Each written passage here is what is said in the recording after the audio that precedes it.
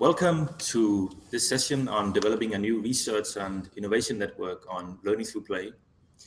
This is a very critical point for the foundation right now because we have been working with researchers for decades. But in a new strategy of the foundation, we realized that we need to bring the research into a range of practices to get more traction and impact on learning through play. And today we are here at the MIT Media Lab, and I'm sitting with Professor Mitch Resnick, Director of the Lifelong Kindergarten in the MIT Media Lab, and Dr. Rebecca Winthrop at the Brookings Institution, and Senior Fellow and Director of Educational Group at Brookings. If you're able to see this session now, you are in an Unhangout, which is basically an online discussion also developed here at the MIT Media Lab. And we'll be doing a 25 minutes introduction and a discussion with Mitch and Rebecca. And then we'll go into a discussion where each of you would be able to state your opinions on how do we take the research network and collaborate with the range of practices that we need to influence. So the aim of the LEGO Foundation is to promote learning through play, to support creative, engaged, lifelong learners. And it's critical for us that when children are playing, they're naturally curious, they're experimenting, they are coming up with ideas, and they're sharing ideas with others.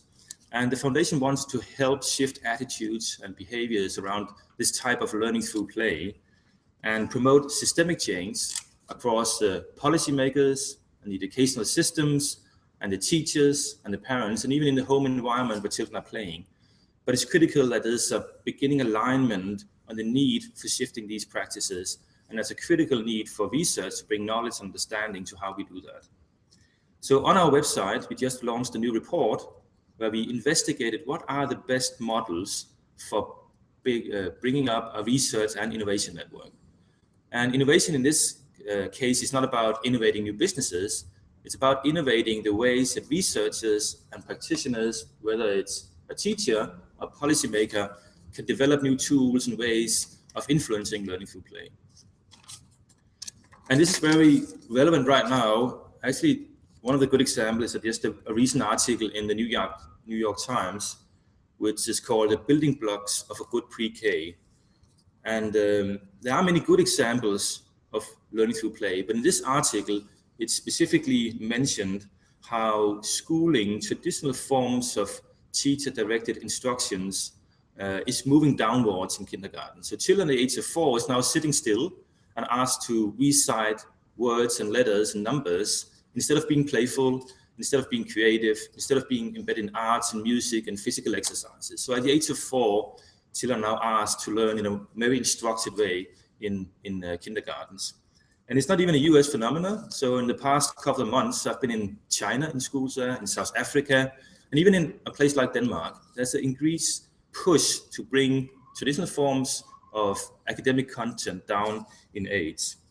So there are also good examples, but we know that the critical skills for children, in particular in the early age, is the social skills, the creative skills, and also the mental health, which gives them the long-term outcomes of being creative and engaged and creative human beings to solve tomorrow's problems.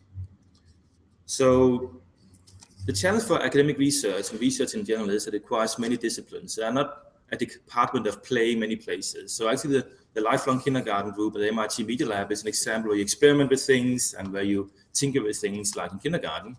But usually research is organized in disciplines in psychology, or sociology, or economics. And we need to bring these fields together and have them able to collaborate with practitioners in a very tangible way for them to apply this knowledge.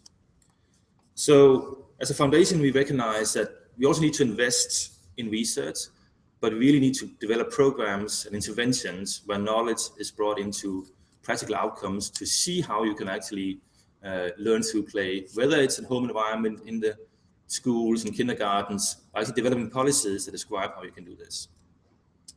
So if that was easy, we are sure it would have been done already. But it will lead to a discussion I'll have now with Mitch and Rebecca on good examples how you're doing that in your work right now.